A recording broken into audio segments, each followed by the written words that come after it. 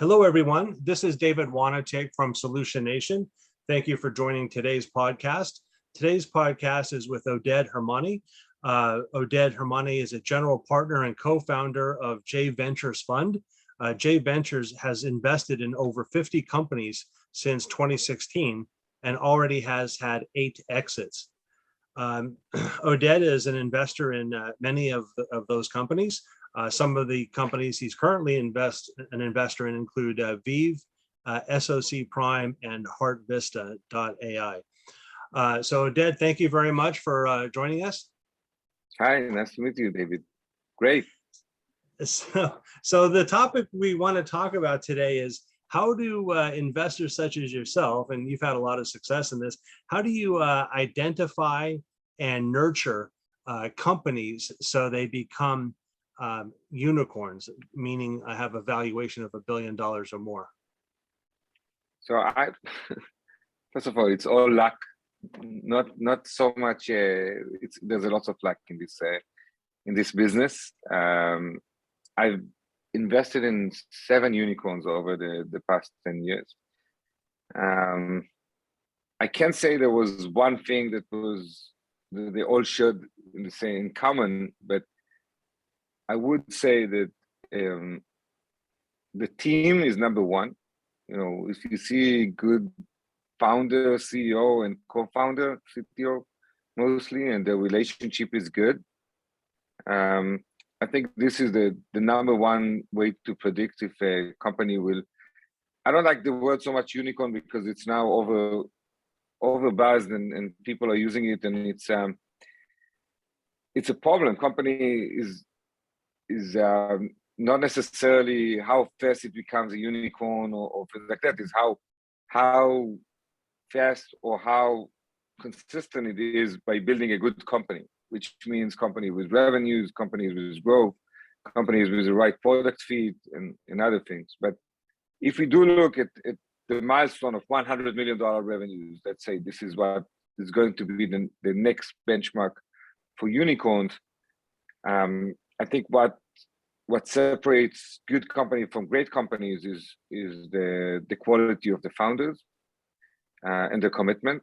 And they don't have to be with a specific profile. They can come from, in Israel, we look at a lot at companies who are coming from the technological units of the IDF, the Israeli army, but not necessarily. There was a recent survey and research that Vintage Fund did in Israel, interviewing basically founders of unicorns, and they found that many of the founders of those unicorns are outsiders. People who had problematic childhood, moved a lot of places, didn't fit to any regular structure or environment, had a very early business career. They started 15, 16, they wanted to do something. So from my experience, my individual experience, those kind of founders really succeed later on. The other things that we are very much looking for is how much the company has a market fit and how fast we see this market fit evolves into significant sales. So at J Ventures, for example, 35% of our companies have more than $10 million ARR after 2 years. So we see a high growth of those companies because there's a need in what they're doing. The valuation is just an expression of the success of the company. In the past 2 years, it wasn't that way, by the way. There was no correlation whatsoever between the actual revenues of the company and the financial results and how it was valued by VC. So you could see a company that is valued by $1.5 billion with $6 million revenues. And you could see a company that is $40 million revenues, still not a unicorn. Those companies right now face a lot of trouble. It's very hard to justify the valuation. And some of the VCs, and depending on the runway, need to do a back valuation and to adjust the valuation accordingly. So not every company that was valued as a unicorn in nowadays is a unicorn. Yeah, that's a very good point. The valuations are an external factor. It's where the market is, where the IPO market is, how high the indices are. That plays a role in the valuation. It's not a function of the quality of the performance of the company. So that's a very good distinction. You said one of the most important things you look for in trying to identify a potential unicorn is the management team. When you look at a management team, are there any certain characteristics that you look for? You said many times they come from the intelligence units of the IDF, but not always. Anything else you look for when you're assessing a management team? I look a lot about the relationship between the co-founders, and I'm looking a lot at the CEO. The CEO, a lot is on his shoulders, and also our understanding that most of those companies will have a pivot one way or another, because when you plan a company and you write this nice presentation when you're in seed, it usually wouldn't fit to what you've been thinking about when you get to A or B or C. So companies have to pivot. There's no way else. The market is different. The sales cycle is different. And so you're looking for someone that in different situation will know how to behave and to lead the company into the pivot. One of my best friends started the company completely in a different area than he ended up with. I mean, he raised money from one of the top tier VCs in the world, 1.5 million. And after 700,000, he realized that he's not doing advertising. He's doing something that is about IP management. And IT management is for him was completely new thing. So he had to use the amount of money that was left from the first round, which was 1.5 million, and take it into a completely different kind of business model and new technology and new business as a whole. And he ended up with becoming a unicorn after 10 years or 7 years or something in between. Mm-hmm. When you see such founders that are not afraid from the price of a pivot and also the investors who are backing them with this pivot, it's not less important. It's not only about the founders. It's also who is you in this boat in a very shaking water, because it's not straight to the sky. So so this is another thing we are looking at. We're looking at how much he's hungry to succeed. Sometimes we are preferring serial founders, people who already saw the company for 30 million, now they want to do the unicorn. But sometimes those people, when things doesn't happen, they already have enough money in the bank, so they're not hungry enough to overcome every obstacle they have. So it's hard to say it in general, but there are lots of factors, and I think VCs are mostly experts in identifying the process and the people, rather than they know all the technologies, all the business. Right. Because in seed and early stage, you just see a presentation, you see a very early product, early market fit. You don't have more than that.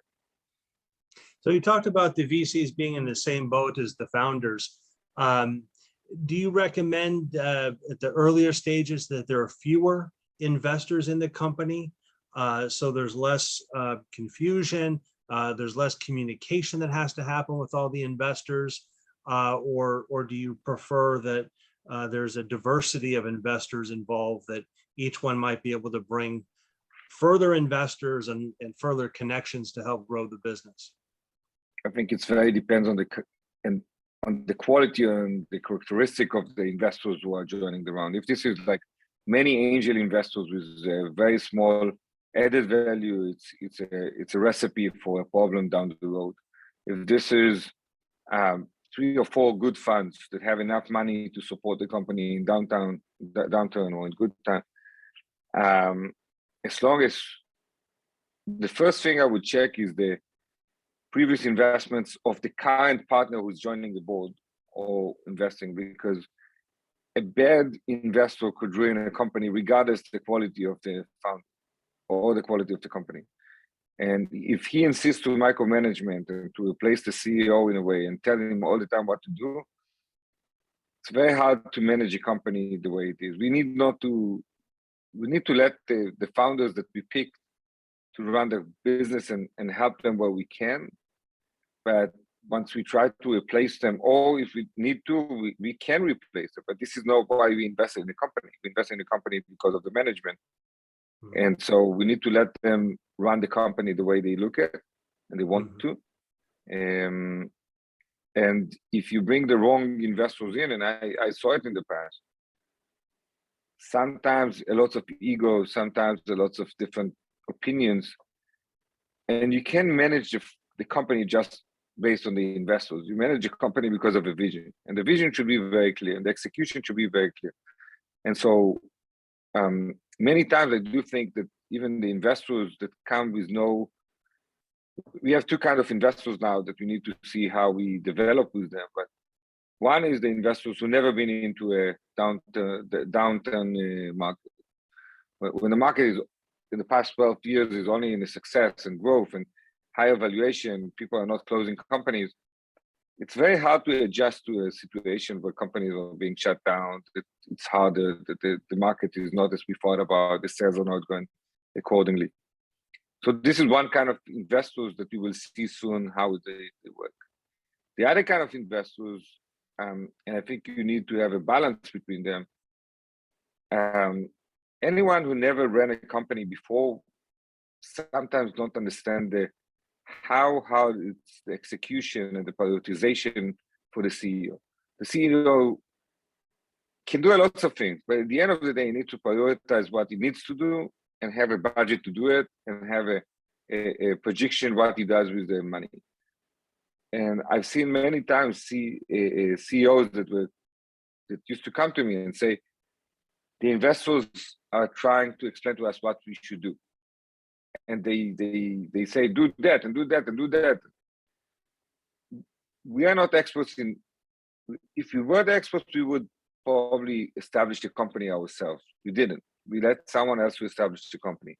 So give him the gear, give him the option to drive the car. Okay. So I would imagine that it is prudent for an entrepreneur to interview past companies that the VCs have funded to see, what the working relationship is like with that VC. Yeah, it goes both ways. I mean, unless you really need the money, but when you can choose your investors, I think this is the best thing for the company and for the founder. You need to, it's like, there are two relationships that are like marriage, right? Is one that you marry your investor and you marry your co-founder.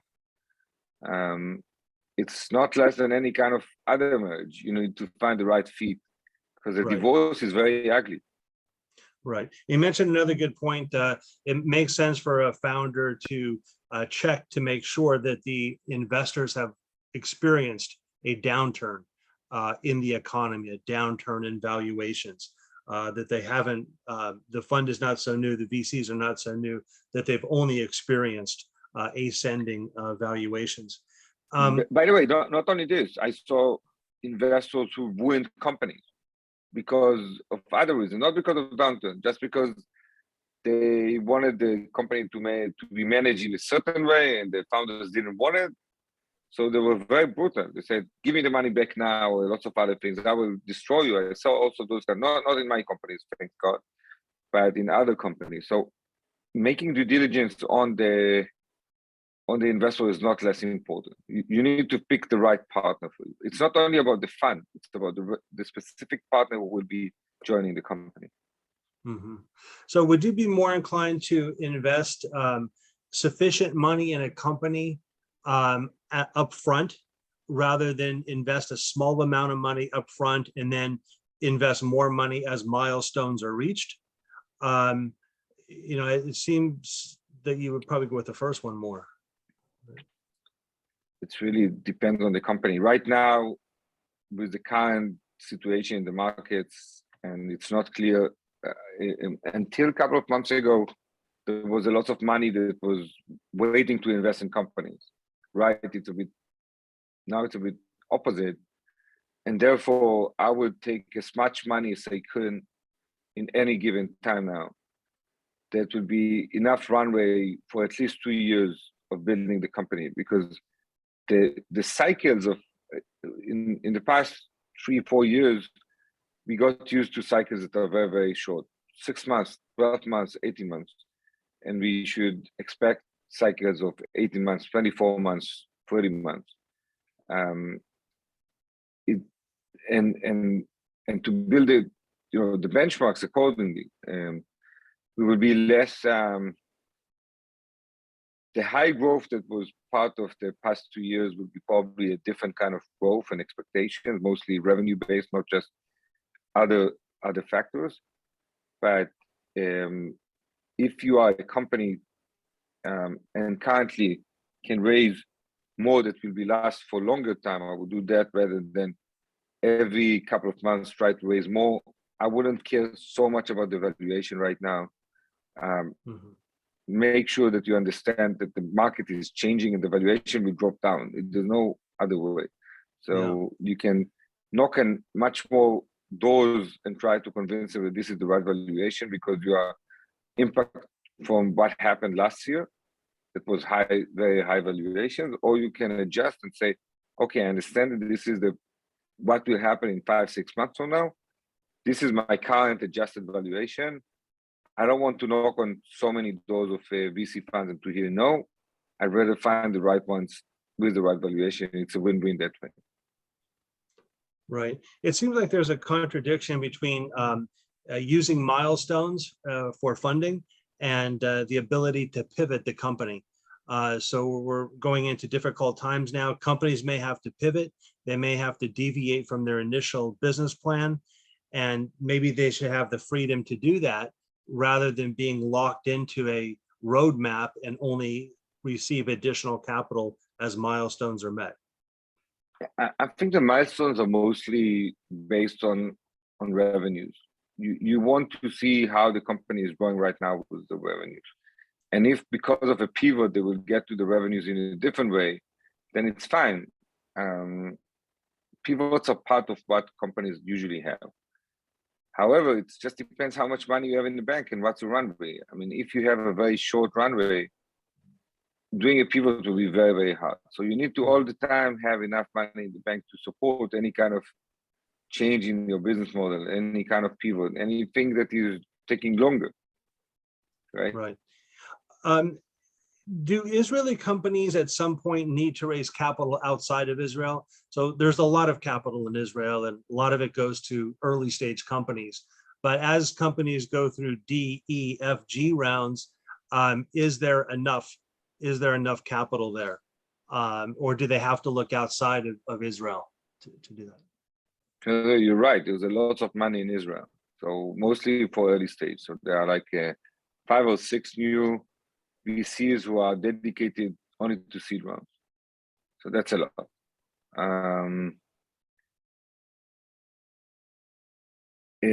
From the latest stage point of view, so there are a few funds in Israel who are doing later stage, and there are plenty of non-Israeli funds like General Atlantic that opened an office recently, Tiger, Insight, those ones who are doing growth. The problem is it's not only for Israeli companies, is that currently the growth market, the B round, C round, D round, and so are being a bit harder than it used to be because of the valuation, because of the unicorns. So there aren't a lot of funds who invest in those stages. So the B rounds are getting hit very, very badly now, because the seed and the A have enough money, and they're also too early in the process. But when you get to a B round, you're being judged by your revenues and your benchmark. And this is where lots of companies right now are struggling and do like a safe round instead of a equity round.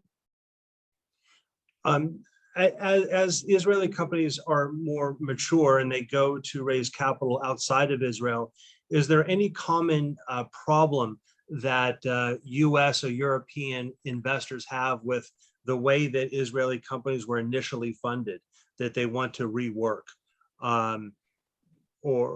maybe anything with the Israel Innovation Authority, grants from the government, or there are few issues that many Israeli founders and maybe American investors are not aware of, mostly about tax.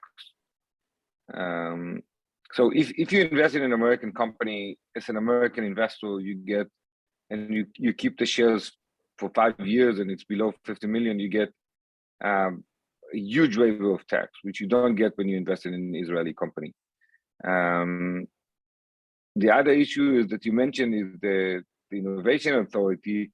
This was a bit resolved. There used to be big problems with the equation of how the Innovation Authority used to calculate how much money they are getting back. And luckily, I was one of the team members who tried to change the R&D law at the time in 2010 and make it more reasonable for what you need. So the equation is clear. Now at least there's clarity about where we go when there is an exit, when we are going when there is an IP acquisition. But still, you need to return money, which is, I think, fair. I mean, just you can argue about the numbers, but basically, it's fair that the government gave and took risk in getting back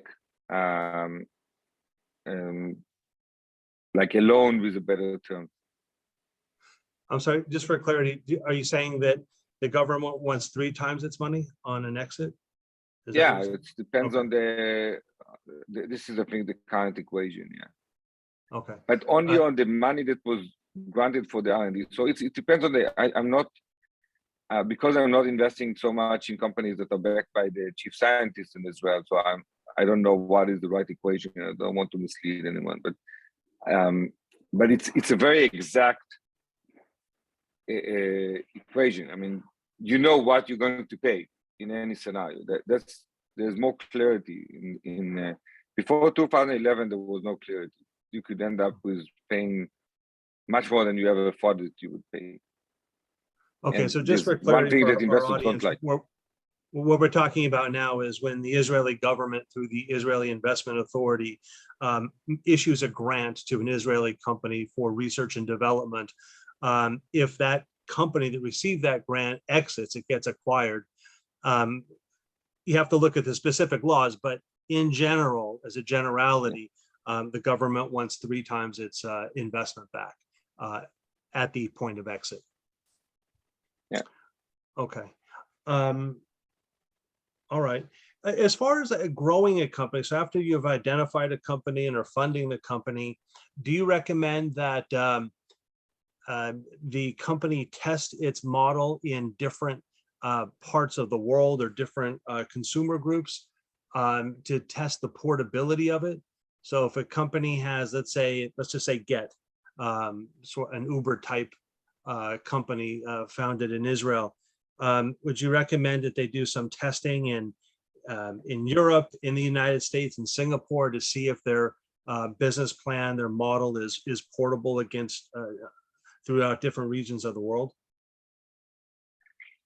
No, I wouldn't advise them to go to different markets at the same time. It would be very time and money consuming for a startup that needs to focus. I would focus on the main market, mostly US market, and say, okay, if it's what Israeli companies sometimes don't understand, that if something works for them in Israel, not necessarily the investors will consider it as something that works in the US. So the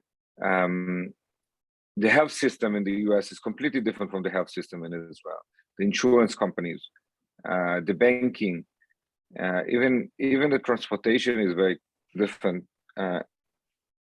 Whenever it's highly regulated, for example, in different countries in a different way.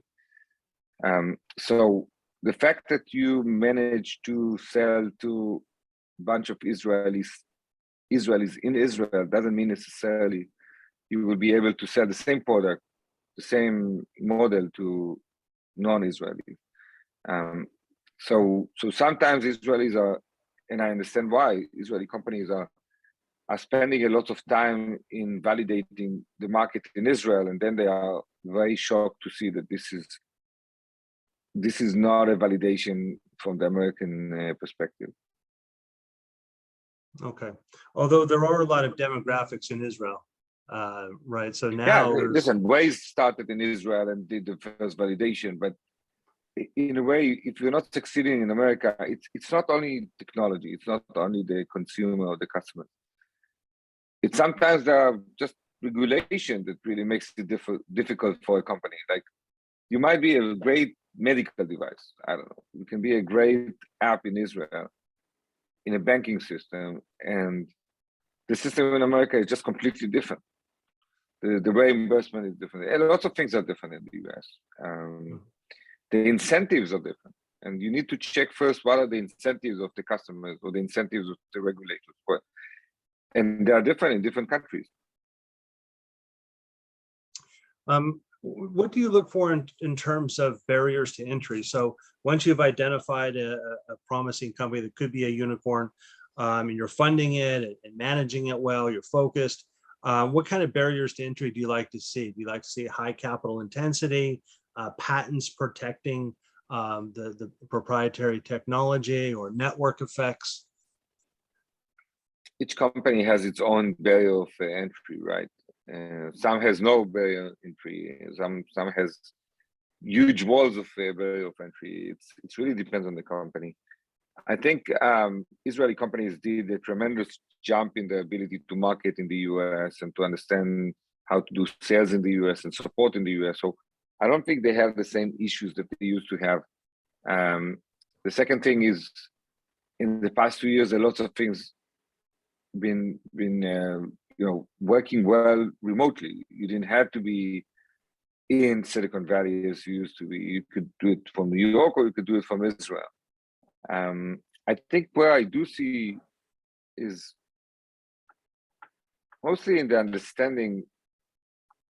The main barrier to entry that I see really understanding the market. It's very hard to understand the market outside of the market. You need to live it. You need to feel it. You need to be part of it. The second thing is Israelis sometimes, when they are still in Israel, they don't understand the culture. Even, I used to hear lots of Israeli complaints that they come in the summer or in December with the family in the vacation, and the VCs don't want to meet them. It says, okay, why did you come in August or in December? Because we have a vacation. Okay, what do you think happens to the American VCs at that time? Well, they're also on vacation. Yeah, and this is why they don't want to meet you. I mean, you come to the worst time in the year for them to make any decision. So you need to think in their chair, not in your chair. The other barriers for entry are regulations, money, always a big issue. I mean, moving to the US is not a cheap thing. To hire a VP sales that brings all his team with him, and you're betting on him, it's $600,000 sometimes and more. So it's a big difference. And many of the entrepreneurs from Israel who moved to the US have another issue between them and the other founders. So if, let's say, you are two co-founders, one stays in Israel and one moved to the US, and suddenly the guy that moves to the US, his wife doesn't work, his 3 kids need to go to private school because there's no other school. And so suddenly his cost of employment is much higher than his co-founder.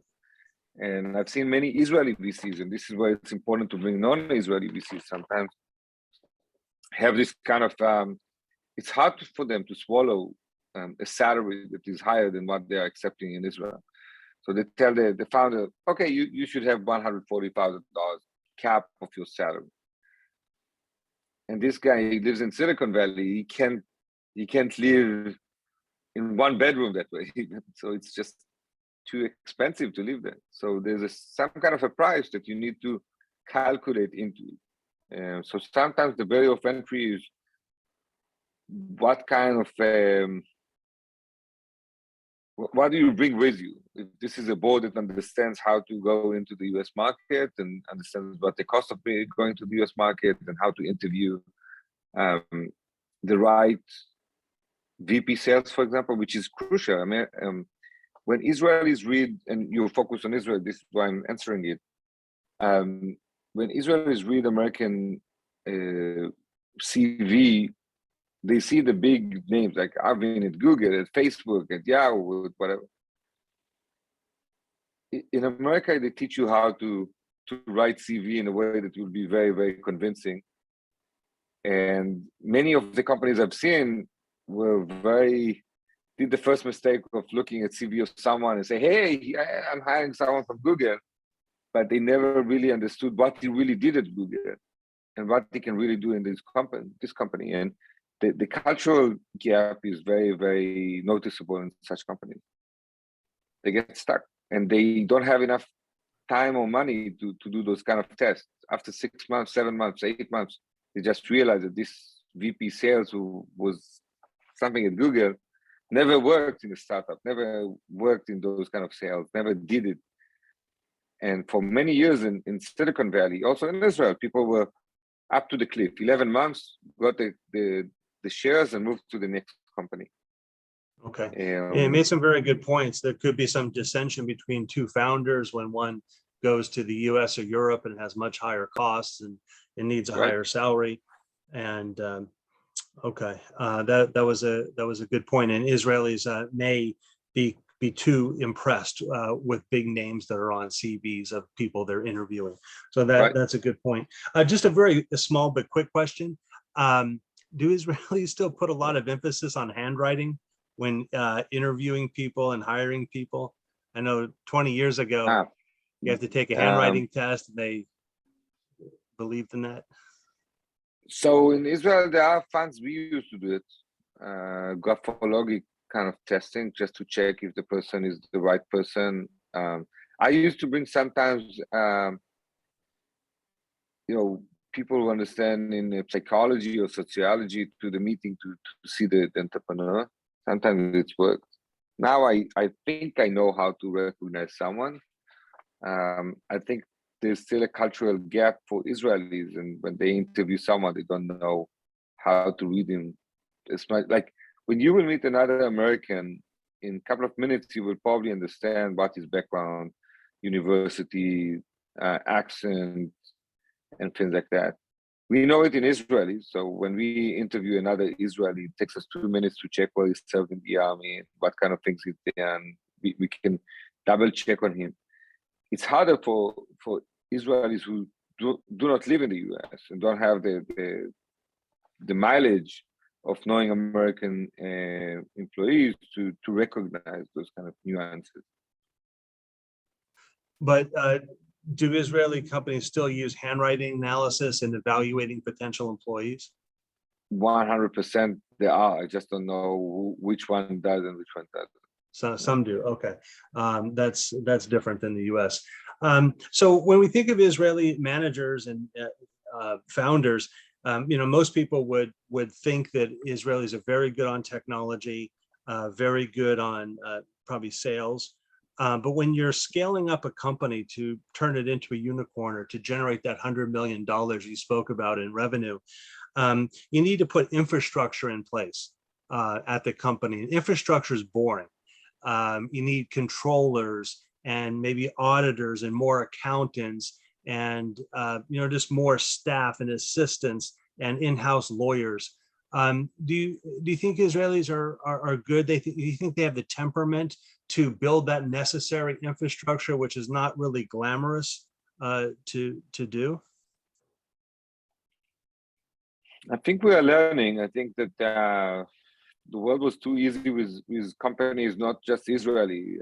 Unicorns became unicorns without a CFO. We saw what happened with all the SPACs that went public and they were looking for a CFO. This was the most needed position because most of them didn't meet the requirements. Israelis are not different than anyone else. They are working hard to bring the right people in and they are listening. Not everything they feel they know.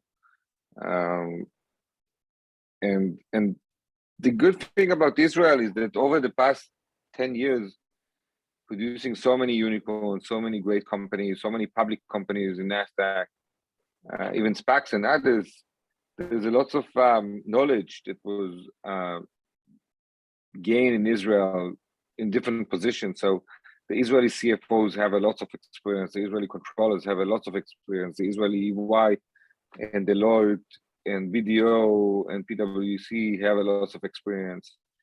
The Israeli lawyers like Shibolet and Meitar have a lot of experience. So overall, Israel became very close to America in terms of professionalism and the ability to do things, still keeping the chutzpah. So we are still Israelis, and the Israelis think a bit differently. I see it a lot with Israeli companies who are not willing to accept always this way. They will get through the window if they can go through the door. I do see the best mix from the Israelis who are Israeli expats, the ones that are already in the US, already saw the company, already been there. They are part of the American culture. On the same time, they are keeping their motivation very similar to the Israeli chutzpah. So it's a good mix. Okay. And as the companies get bigger and move to the United States or Europe or elsewhere, they can hire local talent to be the chief operating officer and to handle some of those other it depends maybe less what glamorous position. functions. For example, there's a big debate in Israel if you need the VP product to be in Israel or to be next to the CEO in the market, assuming that the CEO is moving.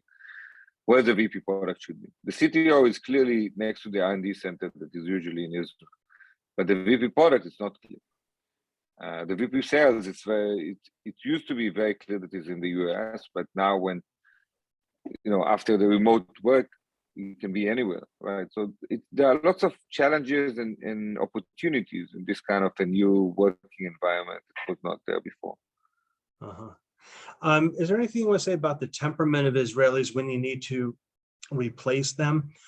So sometimes the CEO, one CEO has the skills to build the company from nothing to $10 million. A different CEO has the skills to build it from 10 million in revenue to 100 million, and then the third one can build it from 100 million to $1 billion. Not always the same person can take the company all the way to $1 billion in revenue.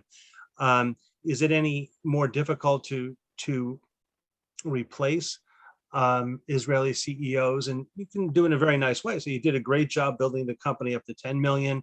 Now it's time to hand off the company to somebody else. I don't think it's an issue of Israeli entrepreneurs necessarily. It's an issue of every company. Most of the good companies, the CEO with the same CEO all along different cycles and different stages. They grow with the company. You don't know if this guy can manage it.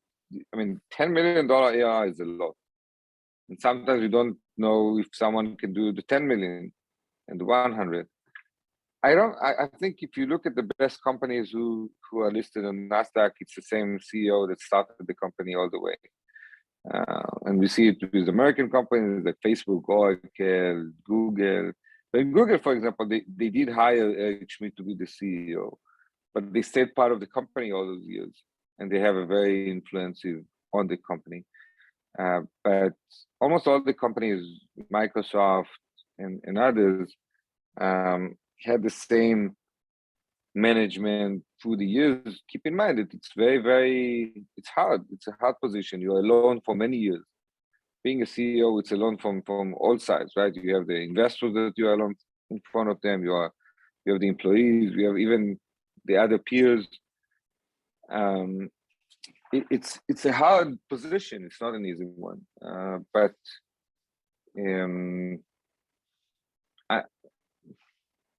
in some cases, companies who didn't succeed were the right people, the wrong position. But in most of the companies I've seen that were successful, all the companies that were unicorns from my own portfolio, all of them had the same CEO all the way. Okay.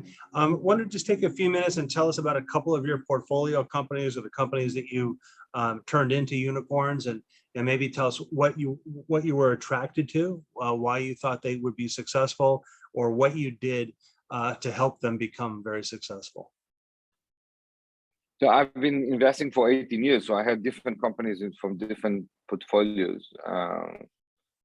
And in this current portfolio of J Ventures, which is a different kind of a fund, we have a fund that has 350 investors that are supporting the companies and sourcing and due diligence and helping the companies afterwards. So it operates as a capitalist kibbutz. Because I believe that we need to help the companies further, and you want the people who are experts to be engaged. So those were the people we were looking for in the past funds, and we continue to look for good people like that. The companies that turn to be unicorns, and again, I'm against this definition, usually had a very defined and clear advantage in the market. They solve something that no one else can solve. Visby Medical is having a PCR that are shrinked into a handled PCR. PCR is something that exists only in the labs, and if you want to do an SCD check or you want to do COVID-19 check, that will be valid and not just antigen or things like that, you need PCR. And the ability to make it accessible to many people through home diagnostics is something that not many companies can offer. So they took a big machine and shrink it into something that you hold like this. They became a unicorn a couple of months ago. Another company that became a unicorn. I'm sorry, Oded. What was the name of that company? Visby Medical. Visby Medical. Okay. Another company that turned to be $1 billion company is Veev. Veev is doing prefab housing. So they are like the Tesla of homes, very strong management that took a concept of how you can build 4x faster and much cheaper, and not only worked on the concept, but had the right partners to do it on the ground. So they have already projects that have been built by this technology that is cheaper and faster, but also more robust and stronger. So it's much more solid technology. After we still build the same way with sheetrocks in America, the way our grandparents built. So this is a new technology. Just a question with Veev. I'm not sure which markets they're in now, but the housing codes are different in all over the country, all over the US, for example. How do they contend with so many different housing codes? So I think the main difference is first of all about the materials that they're using and how they build the houses, how fast they can do it, but the flexibility that they enable the contractor to bring Veev to the ground just a couple of months before they go and start to build, and not a couple of years before. Usually prefab housing is something that you need to marry with the contractor long time before you start to build a project. And Veev has the flexibility to do it much shorter time before you start. Okay. And they got the regulation is supporting them with the current walls, that this is the only wall that was approved in the same way right now in California, for example. They build in California and Texas. Okay. I know I've kept you a long time. I'm not sure if you want to talk about any other companies or if you just want to conclude. Any comments? I appreciate you staying there are on companies the like Yotpo, that is an amazing company that we saw when they were very, very early on. Two entrepreneurs who tried to really compete with two companies, Bazaar Voice and Power Reviews, that merged into one company and became a monopoly in the market. And with lots of chutzpah, and also luck, because the antitrust pushed Bazaar Voice and Power Reviews to split, and then Yotpo, which had a much superior product, became one of the best companies, the best company in this market. And they grew into 500 employees, and so So there are other examples of those kind of companies. I must say that in all those companies which I invested in, they all share very good investors. So there's an airplane here. In Veev, we have Oren Zeev and Bond and Lena and Kostla. In Yotpo, we have Bessemer and Vintage. In Visby, we have John Doerr and we have Yuri Milner and others. So usually when you get also good investors to verify and validate the company, it helps you because they also have some of the connections to make you go faster and being acquired. Right, yeah. Right. Well, I've kept you a long time, probably longer than I told you I would. So I very much appreciate you spending all this time with us and educating us on the VC scene in Israel. And you made a lot of very good points that will help us as investors. So thank you very much, Oded Hermoni. We really appreciate it. Thank you. Just a comment. I'm not based in Israel, just to make sure. I'm based in California and Silicon Valley. I just invest also in Israeli companies. Right. Okay. Well, great. Your profile is on LinkedIn, so people can look you up and learn about your success and contact you maybe with potential deals. Thank you, David. Okay, have a great afternoon. You, okay. Toda Bye-bye. Okay, toda. Thank you very much. All right, goodbye. Thank you. Bye-bye.